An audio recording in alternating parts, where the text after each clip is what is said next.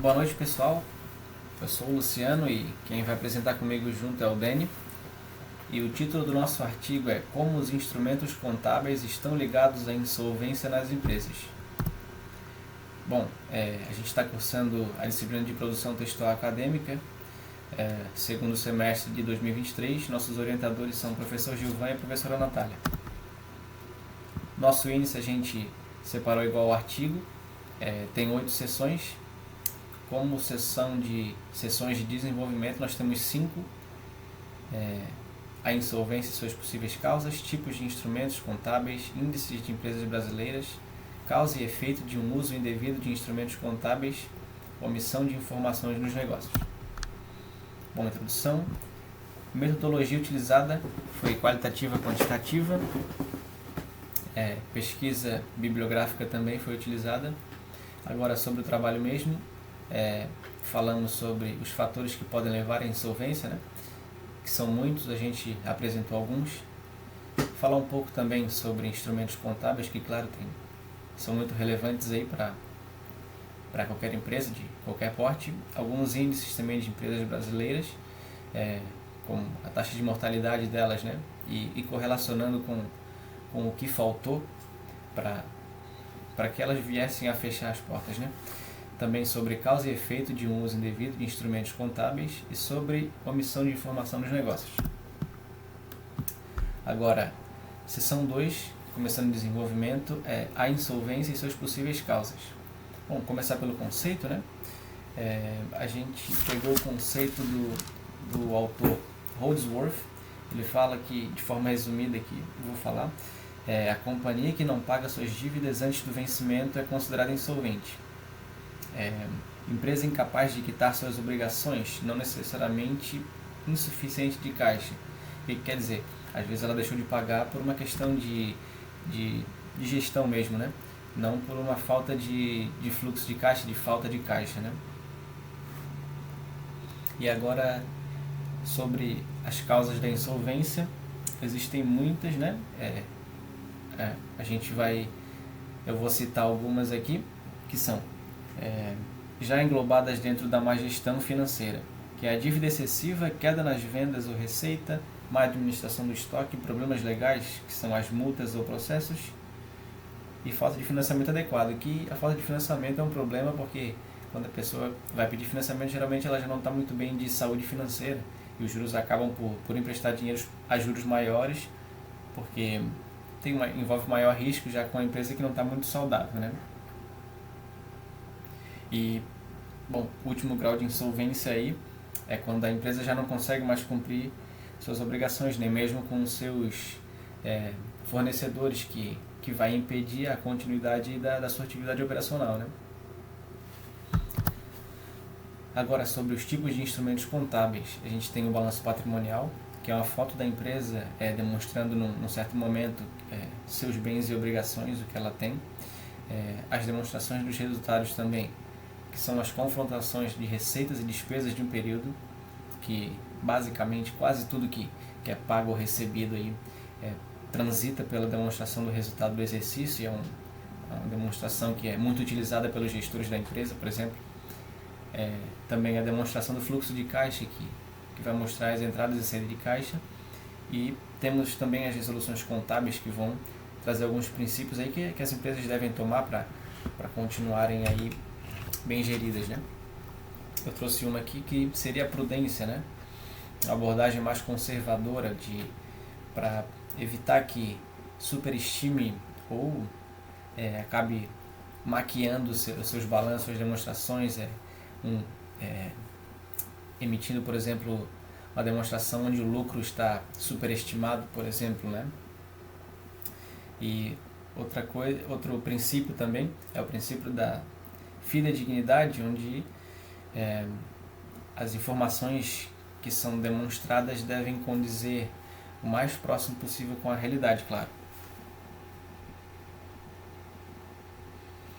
Até porque todas essas informações aí são utilizadas por investidores, por gestores, né? Então ela tem que estar bem completa e condizendo com a realidade. Aí eu trouxe aqui uma frase da autora Adriana. Mais do que produzir informações que tratam das operações normais das empresas, é preciso que a contabilidade esteja em sintonia com as constantes mudanças ocorridas nas áreas econômicas, financeiras e até mesmo políticas, para reportar as informações mais seguras aos gestores nos momentos de tomar decisões. Basicamente o que eu falei anteriormente. Agora, entrando aqui nos índices das empresas brasileiras, né, temos aqui a taxa de mortalidade primeiramente dos microempreendedores individuais, com 29%, microempreendedores com 21,6% e 17% das empresas de pequeno porte. Então, nos primeiros 5 anos de vida das empresas, elas acabam por fechar as portas, né? Aí a gente trouxe aqui também, junto com os índices, né, fatores que possam ter motivado o fechamento das empresas. 42% não fizeram capacitação, 17% não teve nenhum planejamento e 59% fizeram planejamento apenas para 6 meses. O que isso quer dizer? Faltou a parte de controle ali, né? De gestão mesmo, né? A parte contábil, inclusive, sem preparação nenhuma, e planejamento de curto prazo apenas. Então isso acaba complicando realmente aí a estrutura da empresa, né? Aqui foi separado por estados aqui, né? 30% Minas Gerais, 29% Distrito Federal, Rondônia, Rio Grande do Sul, Santa Catarina, 23% Amapá, Maranhão, Rio de Janeiro, 22% Amazonas e Piauí. Bom, então esses números aí acabam por ser um pouco preocupantes, né? Porque, trazendo alguns dados aqui também do Sebrae, as micro e pequenas empresas representam 53% do PIB no setor do comércio. Então, o que isso quer dizer? Elas têm um grande impacto na economia nacional bom, as pessoas acabam por não ter um controle aí muito coerente aí da sua empresa, né? Acaba não tendo utilizando todos os instrumentos contábeis aí, muitas empresas, até os microempreendedores, por exemplo, não utilizam nem o livro caixa, né? Que seria o controle de saída do seu caixa, de entrada e saída de caixa, né? Um livro que você pode utilizar e escrever à mão, etc. Bom, então isso possivelmente está correlacionado com a taxa de mortalidade, que é a falta de controle, além de ser um país subdesenvolvido, que tem suas dificuldades, né? Então a parte externa já não é das melhores, mas pelo menos a interna, se a parte contábil, a parte gerencial tiver um pouco melhor, já vai facilitar, né? Bem, agora falando um pouco sobre a questão de causa e efeito de uso indevido desses instrumentos contábeis, a gente analisa que a principal causa propriamente seria o baixo nível de escolaridade presente em boa parte dos empresários. Né, a gente trouxe aqui então um dado do Sebrae, em 2009, que fez esse estudo da escolaridade dos empresários, e ele nos mostra que os níveis mais elevados de escolaridade estão nos empresários que trabalham como empregadores com CNPJ. Particularmente neste caso, só 16% não chegaram a concluir o ensino fundamental, 8% possuem um fundamental completo, 37% têm o ensino médio, tanto seria completo ou incompleto, 8% têm o superior incompleto e 31% têm o superior completo ou mais. O maior grau de escolaridade desse subgrupo se deve, em parte, às atividades que exigem maior grau de formação educacional. Por exemplo, serviços de arquitetura, engenharia, clínicas médicas, odontológicas e produtos farmacêuticos. Então, a gente vê aqui que, apesar de ter, de fato, uma quantidade considerável de empresários com um grau de estudo superior, a gente vê também que boa parte deles sequer tem o ensino médio completo. Então, isso é alarmante e mostra como esses empresários que detêm um baixo nível de escolaridade, eles não sabem como tomar as decisões com esses instrumentos contábeis, ou sequer conseguem entender esses instrumentos contábeis e acabam tomando, assim, umas decisões equivocadas.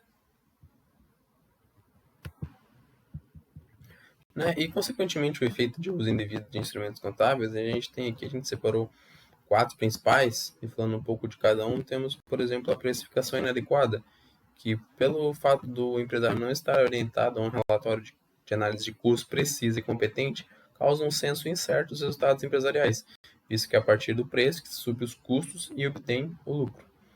Também é considerável falar também sobre a dificuldade que tem em reter e manter os talentos da empresa, né?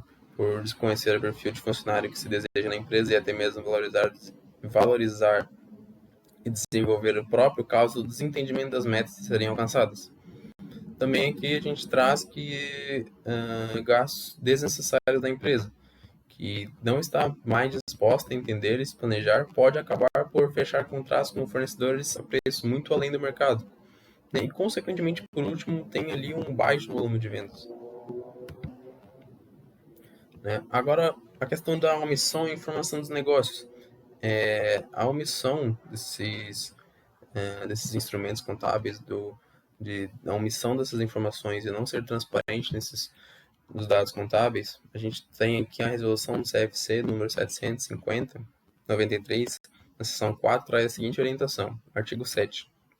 Os componentes do patrimônio devem ser registrados pelos valores originais das transações com o mundo exterior, expresso a valor presente na moeda do país, que serão mantidos na avaliação das variações patrimoniais posteriores, inclusive quando configurarem agregações ou decomposições no interior da entidade. Então, no texto fica claro a conduta mínima ética de um contador. Para isso, SA 2001, mencionado no artigo, afirma que políticas de controle interno são criadas e implementadas no sistema de gestão com o intuito de prevenir e coibir práticas contábeis desonestas, além de constituir a forma mais eficaz de tentar manter em segurança o sistema de informações contábeis de empresa, desde que aplicada de forma correta, pois o tradador quase sempre testa os controles antes de praticar o seu ato doloso. Então, como conclusão, a insolvência de empresas, em resumo, é um tanto quanto peculiar, pois, quando um empresário com gestão bem orientada segue medidas de precaução, análise de preços de mercado, análise de demonstrativos financeiros e um planejamento certo e conciso da corporação, atentos às auditorias de dados contábeis, a atividade econômica visando lucro se mantém segura. Como demonstrado, modelos de negócio devem estar atentos a volatilidades internas de gestão e externas de mercado. Em última análise, a insolvência é um lembrete de que o sucesso empresarial não é garantido e requer uma abordagem equilibrada, centrada na gestão financeira responsável, inovação e adaptação contínua. As empresas que aprendem com os desafios da insolvência têm a chance de se reinventar e prosperar em ambientes de negócios dinâmicos. Aqui as referências que mencionadas no artigo. E muito obrigado.